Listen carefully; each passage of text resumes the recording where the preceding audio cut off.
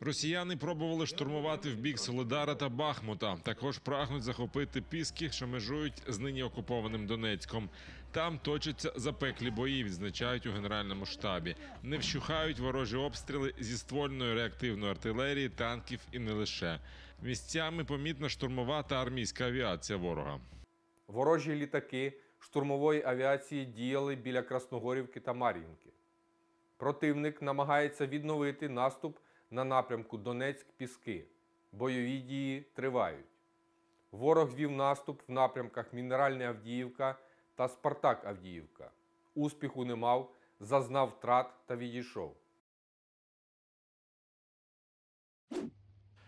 Збройні сили України вдарили по мосту в районі Каховської ГЕС, після чого він став непридатним для використання військової техніки окупантів. Про це повідомляє командування «Південь». Влучання акуратне, але дієве, йдеться у повідомленні. Каховський міст є однією з переправ через Дніпро у Херсонській області. Для російських загарбників на правому березі Дніпра є 4 ключові мости – Антонівський залізничний та автомобільний, біля Каховської ГЕС і Дар'ївський через Інгулець. По кожному з цих мостів ЗСУ регулярно завдають ударів, а Антонівський автомобільний взагалі вивели з ладу. 9 російських літаків знищено на аеродромі під Саками. Це підтверджені дані, які навели у командуванні українських повітряних сил. Для росіян аеродром Новофедорівки – одне з ключових литовищ на півострові. Там базується 43-й окремий морський штурмовий Севастопольський авіаційний полк.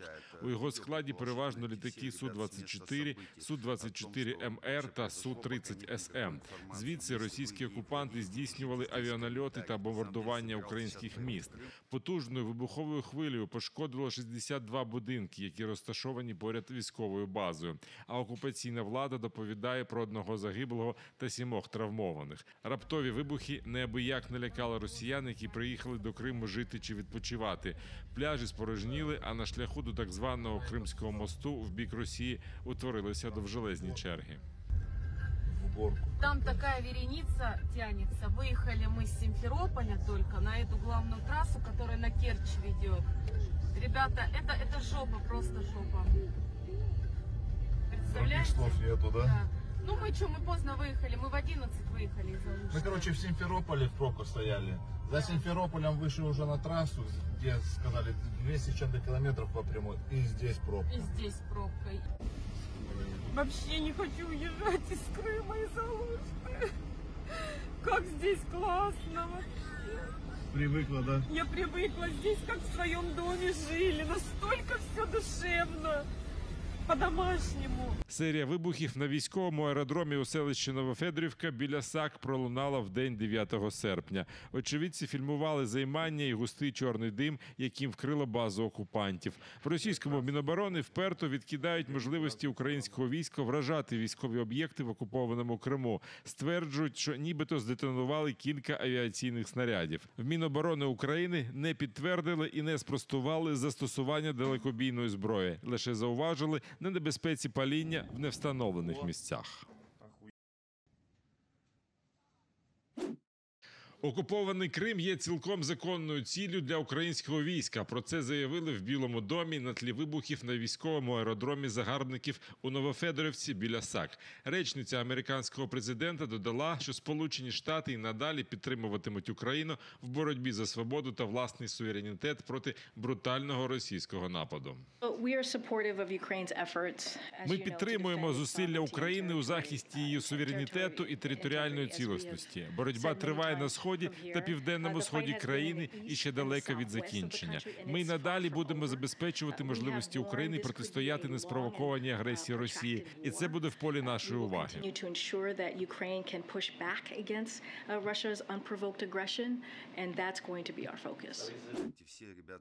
Неабияк переполошились. Окупанти, налякані вибухами на військовому аеродромі, оголосили, що високий рівень терористичної загрози в Криму триватиме щонайменше до 24 серпня. серпня. Про це особисто оголосив головний колаборант півострова Сергій Аксьонов. На думку голови правозахисної організації «Кримсос» Дениса Савченка, запровадження жовтого рівня загрози росіяни використовують для переслідувань незгодних з окупантами. Зазначається, що для кримських активістів так звана жовта терзагроза перетворилась на нові затримання за надуманими звинуваченнями. Росія використовує окупований Крим як військовий плацдарм для наступу на півдні України та як базу для незаконної інтеграції нових тимчасово окупованих територій України у російський інформаційний, культурний, освітній, економічний та фінансовий простори. Про це заявила постійний представник президента України в Автономній Республіці Крим Таміла Ташева. Але через провал так званої спецоперації це не дуже в них виходить. Зокрема, йдеться про наміри Росії організувати так звані референдуми про приєднання Херсонщини та Запоріжжя до Росії. Маємо зазначити, що такі заяви є безпідставними, не мають нічого спільного з реальністю та направлені у першу чергу на виправдання війни у внутрішньому інформаційному полі для громадян Росії і жителів окупованого Криму. На нашу думку, велика медійна активність окупантів у Криму говорить лише про їхній страх, адже провал російської окупації на Херсонщині свідчитиме про шлях до деокупації Кримського півострова та притягнення окупантів до відповідальності за скоєні злочини.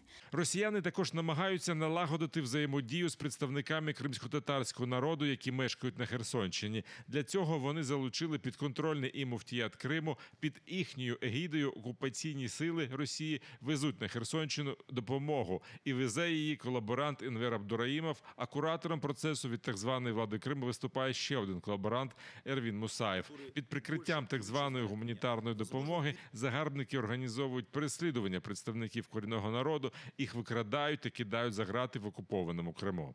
Активістів, українців, кримських татар із території Херсонщини викрадають, вивозять на територію окупованого Криму, де звинувачують в екстремізмі чи терористичній діяльності, часто в участі в кримсько-татарському добровольчому батальйоні імені Намана Челібіджихана.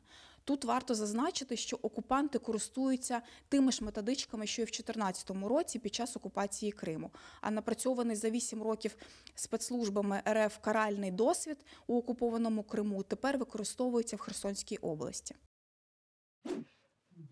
Росія вбиває мусульман по всьому світу, і вторгнення в Україну не можна називати джихадом. Муфті мусульман Криму Айдер Рустемов поспілкувався з полоненими російськими солдатами, мусульманами за вірою. У будівлі Асоціації мусульман України, де відбулася зустріч, він пригостив військовополонених кримсько-татарською їжею та розпитав їх, навіщо вони прийшли воювати в Україну. Ну, вы реально думаете, да, что это джихад? То есть у вас такая мотивация есть внутри? Или вы далеки от религии? Нет. Далеки от религии? Далеки от религии. Ну, и как я и предполагал, да, многие не понимают.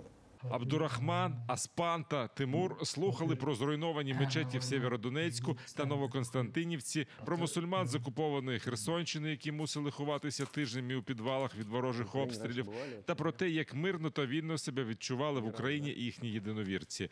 Всевишній зробить благом цю бесіду. Муфті мусульман Криму сподівається, що ця зустріч змінить чоловіків на краще. Ощущения, чувства смешанные. Ну, люди, которые были как бы, тут, с кем я общался, это просто люди, ну, я бы их отнес к категории этнические мусульмане. Вот, этнические традиционные мусульмане, которые вообще далеки от своей религии, ну, в которых не у всех, правда, у одного. То есть я почувствовал искренность, некую искренность, действительно. То есть один из них говорил, что он реально пришел сюда воевать ради идей, но в то же время после беседы с ним, то есть было, чувствовалось во всяком случае, что он проникся и что-то там вот ёкнуло, что-то изменилось. Когда начинаешь объяснять Коран, когда начинаешь объяснять слова пророка Мухаммада мир ему. А остальные двое, ну, к сожалению, это просто обычные этнические граждане России, независимо от того, какой национальности, которых используют, просто бросают и все, которые являются, не знаю, жертвами пропаганды, кидают сюда. Айдер Рустемов подарував чоловікам килимки для намазу та Коран, а потім разом помолилися Аллаху. И вы далеки от религии.